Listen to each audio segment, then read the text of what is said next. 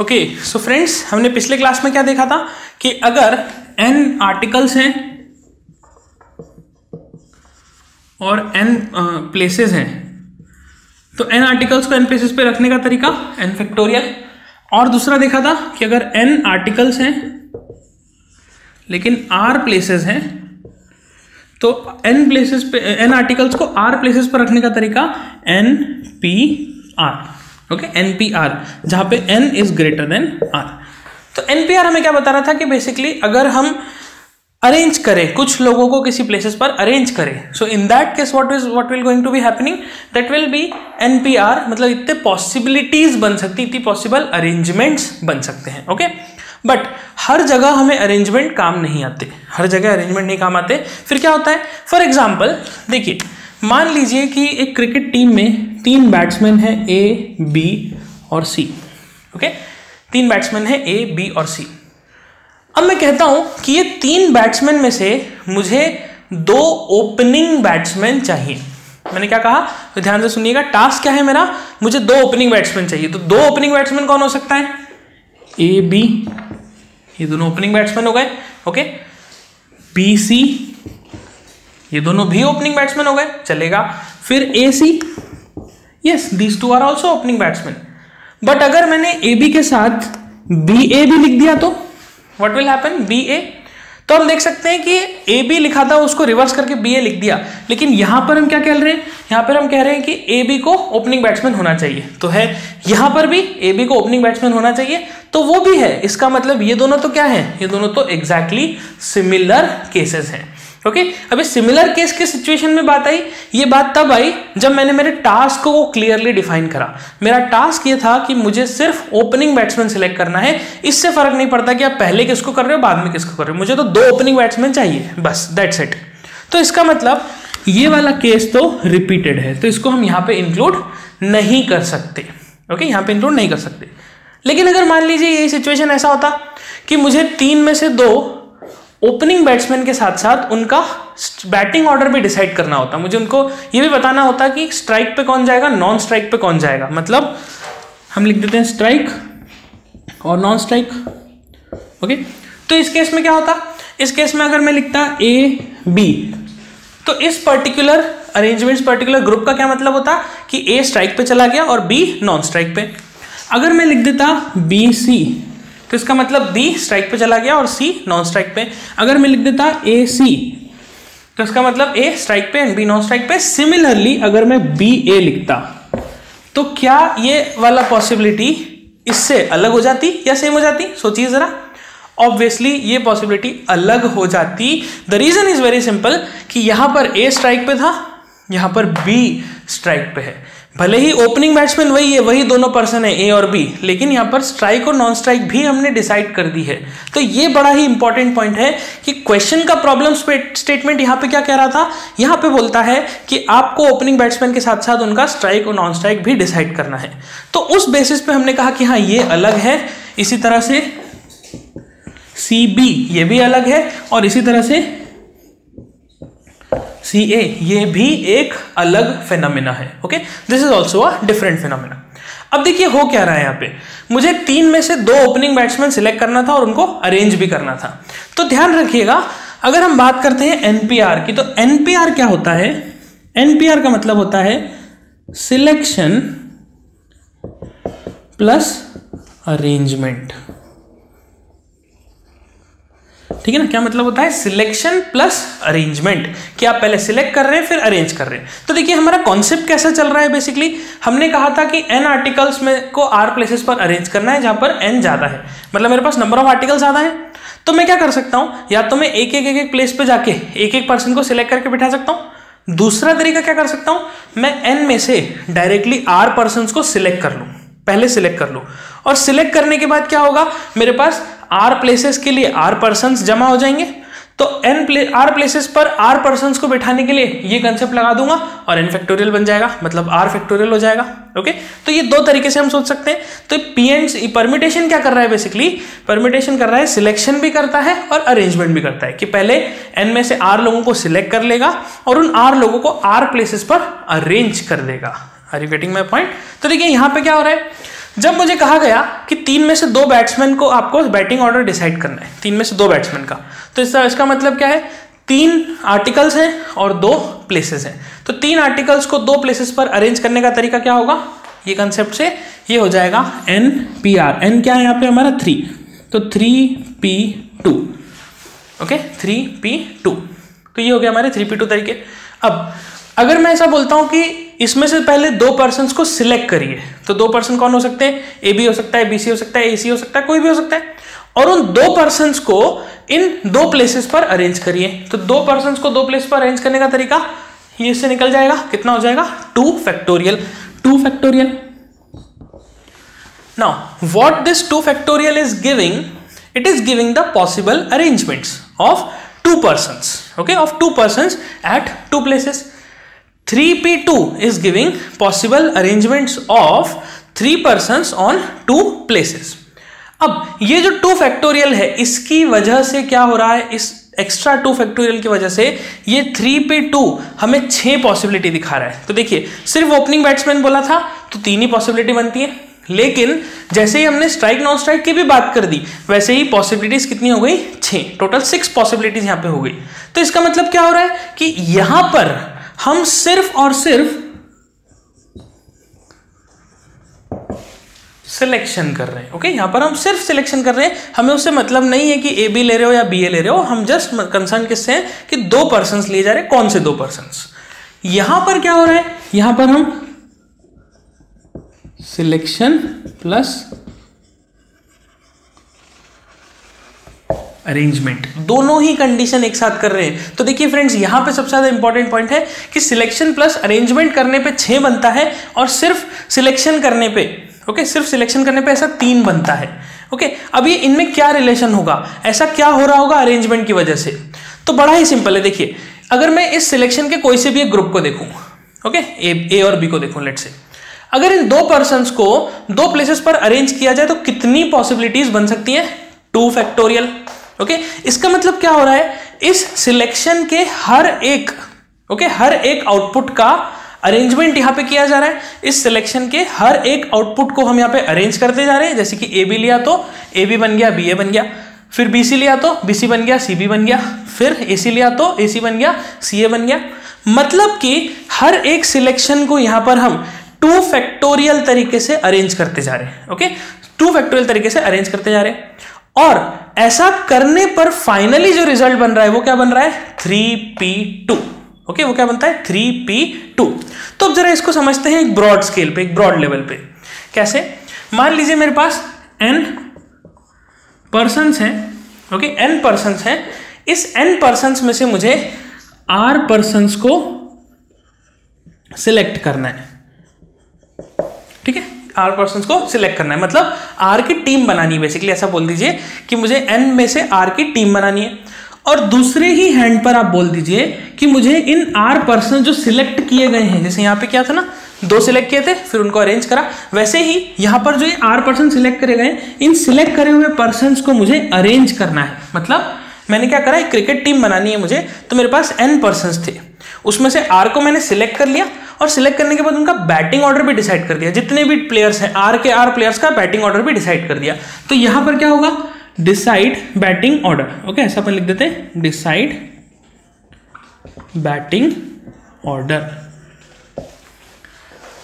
Now हमें क्या मालूम है, हमें ये पता है कि अगर N में से R पर्सन्स को सिलेक्ट करा जाए तो कुछ तरीके होंगे, कितने होंगे ये नहीं पता, बट हाँ कुछ तरीके होंगे। हम मान लेते हैं, let suppose S is the number of selections, S is the number of selections possible for selecting R persons out of N, okay? और इन सभी S persons को क्या करा जाए, सभी हर एक ग्रुप को क्या करा जाए, अरेंज कर दिया जाए, ओके, अरेंज कर दिया जाए। अब देखिए यहाँ पे 2 लोगों का ग्रुप था, तो हर एक ग्रुप के पॉसिबल अरेंजमेंट्स कितने बन रहे थे, 2 फैक्टोरियल 2 फैक्टोरियल 2 फैक्टोरियल।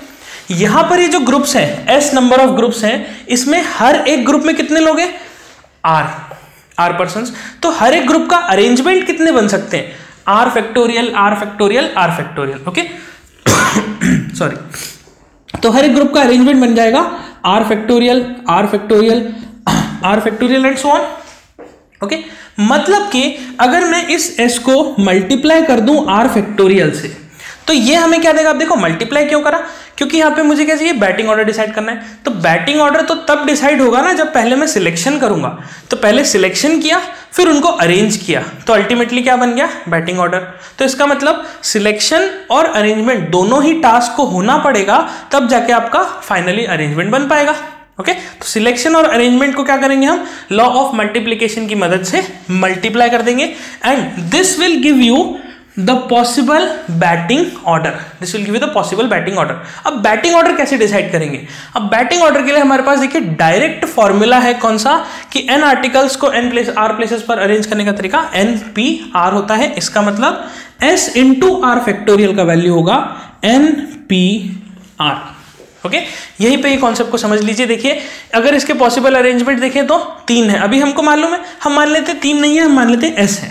ओके, और हर एक ग्रुप का अरेंजमेंट कितना है, 2 फैक्टोरियल, तो S इंटू 2 फैक्टोरियल का वैल्यू हो जाएगा 3p2। Okay, S into 2 factorial का तरीका कितना हो जाएगा, 3p2। तो यहां पे देखिए ये S इंटू R फैक्टोरियल कितना आ गया, NPR। अब NPR और ये R फैक्टोरियल को मैं नीचे ले आता हूं, तो S का वैल्यू कितना हो गया, NPR upon R factorial, NPR upon R factorial. Now, what is this NPR upon R factorial? NPR upon R factorial is basically equals to NCR. So this is how we can get the value of NCR. तो देखिए arrangement कहां से निकला, हमने क्या देखा, NPR बताता है कि आप सिलेक्शन करो फिर अरेंजमेंट करो।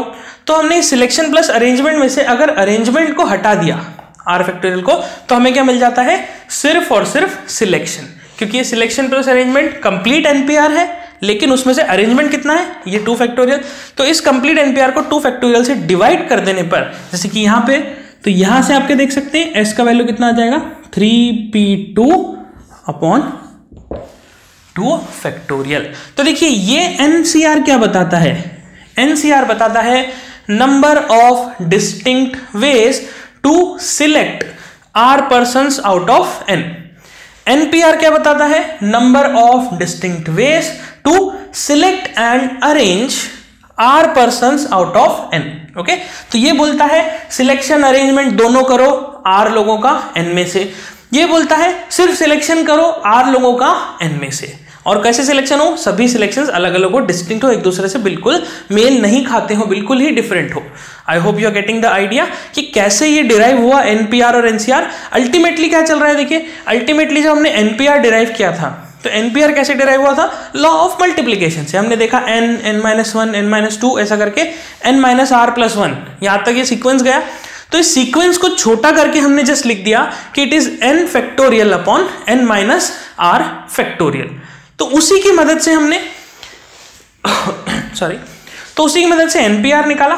ओके, और NPR और R फैक्टोरियल से डिवाइड करने पे हमें मिल गया selection, that is number of possible selections. Okay, so देखिए यहां पर 3 लोग थे, तो 3 सिलेक्शंस कैसे हुए, 3 लोगों में से 2 लोगों को सिलेक्ट करने का तरीका क्या होगा, 3c2। ओके, देखिए ये जो आया value 3p2 upon 2 factorial, this is basically equals to 3c2।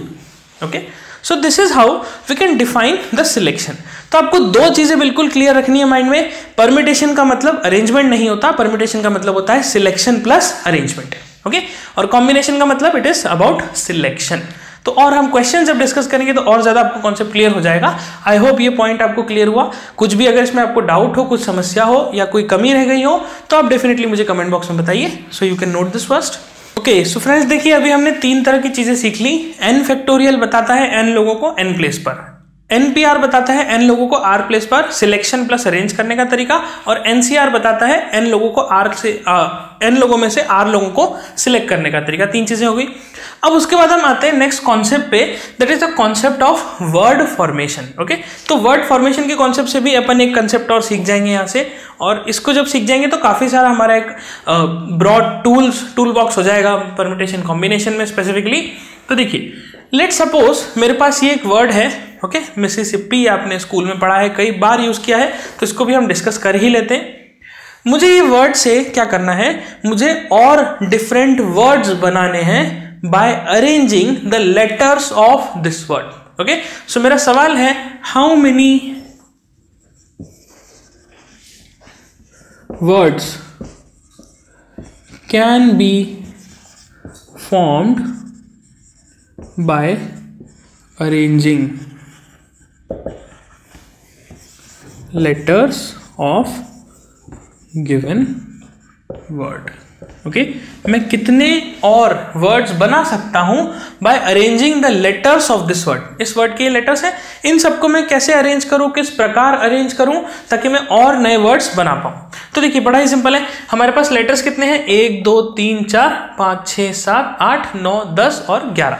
We have 11 letters. Okay, अब 11 लेटर्स हैं और जो मुझे वर्ड बनाना है वो भी ऑब्वियसली बात है 11 का ही बनेगा, बिकॉज यहाँ पे ऐसे स्पेसिफाई नहीं किया कि कितने लेटर का वर्ड बनाना है। मुझे तो जस्ट ये बोल दिया गया कि आपको इनको अरेंज करके वर्ड बनाना है। ओके, सो इसका मतलब हम यही मानेंगे कि सारे के सारे लेटर्स को यूज किया जा रहा है।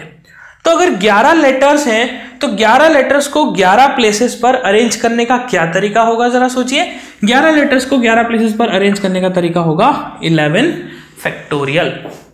तो इसका मतलब क्या होगा कि इस पर्टिकुलर वर्ड से 11 factorial different letters, different words बन सकते हैं इस वर्ड के लेटर से।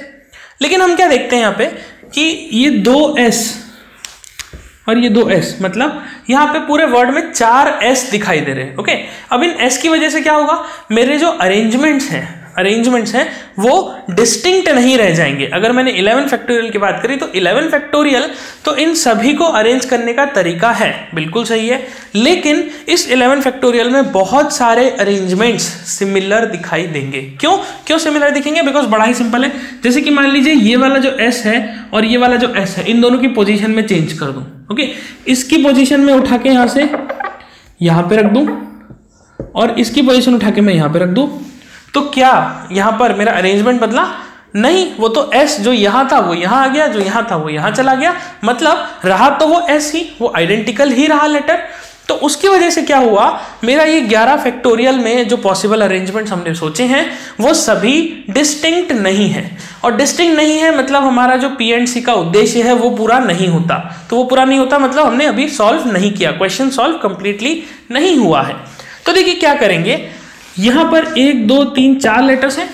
ओके, तो जितने आइडेंटिकल लेटर्स हैं उतने फैक्टोरियल से हम इस 11 फैक्टोरियल को डिवाइड कर देंगे। ओके, जितने आइडेंटिकल लेटर्स हैं उतने फैक्टोरियल से हम इसको डिवाइड कर देंगे। ऐसा क्यों करेंगे ये सीखने के लिए अपन फुल कोर्स में डिस्कस करेंगे, क्योंकि ये थोड़ा सा लंबा कॉन्सेप्ट है, इसमें काफी कुछ सीखने की चीजें हैं। तो अभी क्योंकि हमारे पास टाइम की कमी है, हमें एग्जाम पॉइंट ऑफ व्यू से समझना है, सो इसलिए दैट्स इंपॉर्टेंट कि आप जस्ट ये अज्यूम कर लीजिए अभी कि इस वर्ड को जब हमने अरेंज किया 11 फैक्टोरियल पॉसिबिलिटीज बनी। 11 फैक्टोरियल में से 4 फैक्टोरियल हमने डिवाइड कर दिया, बिकॉज ये सारे अरेंजमेंट्स एक जैसे हैं। ओके, तो एक जैसे होने की वजह से क्या हुआ, हमें सबको हटाना है, सिर्फ एक को ही रखना है, इसलिए डिवाइड बाय 4 फैक्टोरियल। फिर देखते हैं आई। देखिए एक आई ये रहा, एक ये रहा, एक ये रहा और एक ये रहा, तो वी हैव 4 आई। अब आई भी 4 है, जब चारों आई अपनी पोजीशंस को चेंज करेंगे तो वो सारी पोजीशंस आइडेंटिकली रह जाएंगी, बिकॉज सभी आई हैं। तो इसीलिए हम आई के लिए भी, क्योंकि 4 आई हैं इसलिए 4 फैक्टोरियल से इसको डिवाइड कर देंगे। फिर आते हैं पी पे, तो देखिए एक पी ये रहा, एक पी ये रहा, तो 2 पी हैं। तो ये 2 पी जब अरेंज होंगे तो ये 2 फैक्टोरियल तरीके से अरेंज होंगे, लेकिन वो 2 फैक्टोरियल वाले सारे के सारे केसेस बिल्कुल सेम होंगे, और सेम होने की वजह से हम उन्हें 2 फैक्टोरियल केस से डिवाइड करके डिस्कार्ड कर देंगे। Okay, so number of words that can be formed using the letters of this word is basically 11 factorial upon 4 factorial into 4 factorial into 2 factorial. तो कंसेप्ट क्या बन गया, कंसेप्ट बन जाएगा कि number of ways to arrange n articles on n places where p are identical, comma q are identical, comma and r are different identical.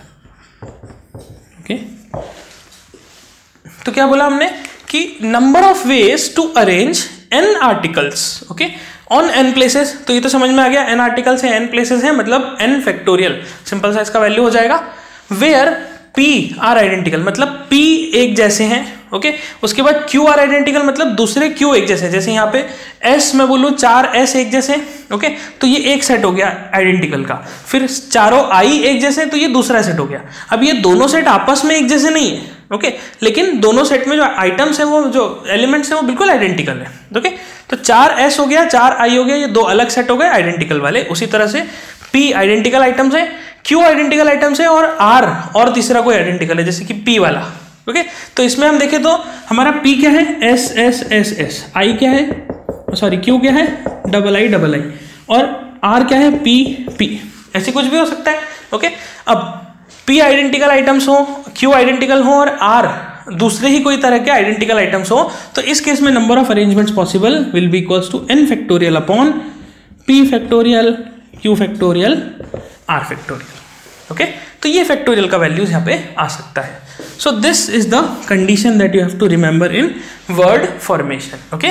सो इसे पहले note करिए, फिर आगे बढ़ते हैं और डिस्कस करते हैं, ओके। चलिए और देखते हैं वर्ड फॉर्मेशन में और किस तरह के हमें क्वेश्चंस मिल सकते हैं, because word formation obviously it's a difficult topic, थोड़ा सा डिफिकल्ट हो जाता है कभी कभी जब क्वेश्चन ट्विस्ट हो जाता है। तो देखिए, चलिए क्वेश्चन को देखते हैं। क्वेश्चन बोलता है find the number of words that can B form using the letters of the word fighter such that vowels occur together, okay.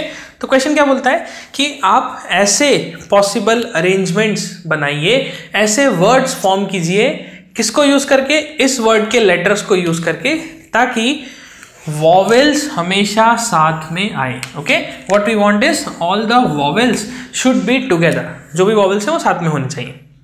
तो कैसे इस क्वेश्चन को अप्रोच करना है वो समझते हैं। देखिए, अभी हमारे पास सबसे पहले देखते हैं कि इस पर्टिकुलर वर्ड में लेटर्स कितने हैं। तो 1 2 3 4 5 6 और 7, we have 7 different letters in this word, okay, 7 different letters. उसके बाद इसमें वॉवेल्स कितने हैं, vowels we can see vowels कौन सा है, एक आई है और एक ई है, तो हमारे पास 2 वॉवेल्स हैं और बाकी के 5 कॉन्सोनेंट्स हैं, ओके। तो 7 लेटर्स में से तो हम क्या करते हैं, वॉवेल्स को पहले अलग से लिख देते हैं। देखिए आई और ई मैंने अलग से लिख दिए, और उसके बाद कॉन्सोनेंट्स को आगे लिख देते हैं, एफ जी एच टी और आर, ये मैंने अलग अलग लिख दिए। अब ये सभी 7 लेटर्स 7 पोजीशंस पे बैठे हुए, 7 पोजीशंस ऑक्यूपाई करके रखे, ओके। नाउ अब क्या होगा, जब मैं इनको अरेंज करूंगा, आपस में अरेंज करते जाऊंगा, ठीक है, कि मैंने एफ को पहले लिख दिया, आई को सबसे आखिरी में पहुंचा दिया, एंड सो ऑन, तो क्या होगा, एक पर्सन की प्लेस खाली होगी, उसकी जगह दूसरा पर्सन आएगा, और जो पहले पर्सन ने प्लेस खाली करी थी वो पुराने वाले पर्सन की जगह जाके बैठ जाएगा। तो यहाँ पे क्या हो रहा है, बेसिकली ये सभी लोग आपस में एक अरेंजमेंट कर रहे हैं, मतलब जो नंबर ऑफ सीट्स हैं, क्या ये चेंज हो रही है, नहीं, नंबर ऑफ सीट्स चेंज नहीं हो रही। फिर क्या हो रहा है यहाँ पे, हम ये चाहते हैं कि दोनों जो वॉवेल्स हैं वो साथ साथ ही बैठे, वॉवेल्स जो है वो ग्रुप में ही बैठे, ऐसा नहीं हो कि 2 वॉवेल्स बिछड़ जाए, उनके बीच में कॉन्सोनेंट्स आ जाए, ऐसा हम नहीं चाहते। तो फिर हम ये चाहते हैं कि आई और ई काम करें एज अ ग्रुप, ओके, आई और ई कैसा काम करें, एज अ ग्रुप काम करें। तो हमारे पास देखिए, अब अगर मैं इनको ग्रुप में नहीं करता तो मेरे पास 1 2 3 4 5 6 7 लेटर्स हैं, तो 7 लेटर्स को 7 प्लेसेस पर अरेंज करने का तरीका अभी हमने सीखा था 7 फैक्टोरियल, ओके, 7 फैक्टोरियल हो जाना चाहिए। लेकिन यहाँ पे क्या हो रहा है, यहाँ पर थोड़ा सा ट्विस्ट हुआ कि ये दोनों एक ही साथ हैं, ये दोनों ग्रुप में ही चलेंगे, ये दोनों ऐसा नहीं कि सेपरेट हो जाएंगे, बिछड़ेंगे नहीं। तो इसलिए हमने इनको एक ओवल बॉल में कर दिया कि ये साथ में ही रहने वाले। अब एक ये हो गया, 2 3 4 5 और 6, मतलब अब मेरे पास एंटिटीज कितनी हो गई, मेरे पास 6 डिफरेंट एंटिटीज हो गई जो यहाँ पर अरेंज हो सकती है। अब मैंने 6 एंटिटीज क्यों बोला, ये इसीलिए बिकॉज आप सोचिए, जब आई और ई कहीं पे भी बैठेंगे, किसी भी 2 पर्सन्स के बीच में बैठेंगे, तो ये दोनों एक साथ मिलकर 2 सीट्स ऑक्यूपाई करेंगे, ना कि 1 सीट। मतलब अगर मैंने कुछ ऐसा बताया, तो फॉर एग्जाम्पल कुछ हमने let's say F G H ये तीनों को बिठाया, और इसके बाद आई और ई को बिठा दिया, ओके, और इसके बाद क्या हुआ, टी आर, ये आ गए। तो यहाँ पे हमें क्या दिखता है, देखिए एफ जी एच ने एक एक पोजीशन ऑक्यूपाई कर ली, लेकिन आई और ई साथ में चलते हैं, तो साथ में चलने का ये मतलब नहीं है कि वो एक ही सीट पे बैठ जाएंगे, they will going to occupy 2 seats, okay, that is definitely they will going to occupy 2 seats, okay, but they will remain next to each other, okay, they will remain adjacent to each other, okay. तो यहां पर हम देखते हैं कि आई और ई को जब हमने अरेंज किया तो they together occupied as 2 seats, और उसके बाद ये टी और आर हो गया। तो तो कोई सा भी मैं अरेंजमेंट बना लूं, इनको मैं कैसे भी आपस में इधर से उधर घुमा लूं, the condition 1 will remain same, that these two persons will always be adjacent to each other. तो इसका मतलब एक एंटिटी की तरह पे इसको देख लेते हैं कि एक एंटिटी है, 2 3 4 5 और 6 एंटिटीज है। तो जरा सोचिए 6 एंटिटीज को 6 प्लेसेस पर अरेंज करने का तरीका कितना होता है, 6 फैक्टोरियल। यहां लिख देते हैं 6 factorial. This is the number of ways to arrange 6 persons और 6 एंटिटीज ऑन 6 प्लेसेस। नाउ क्या हमारा आंसर आ गया, क्या हमारा क्वेश्चन कंप्लीट हो गया? नहीं। अभी क्यों नहीं हुआ समझते हैं। देखिए हमने जब FGHIETR लिखा तो ये एक वर्ड बन गया। ओके, दिस इज गुड, ये वर्ड बन गया। यहाँ पर ये वॉवेल जो है ये साथ में भी है, बहुत अच्छी बात है। लेकिन अगर मैंने दूसरा वर्ड लिखा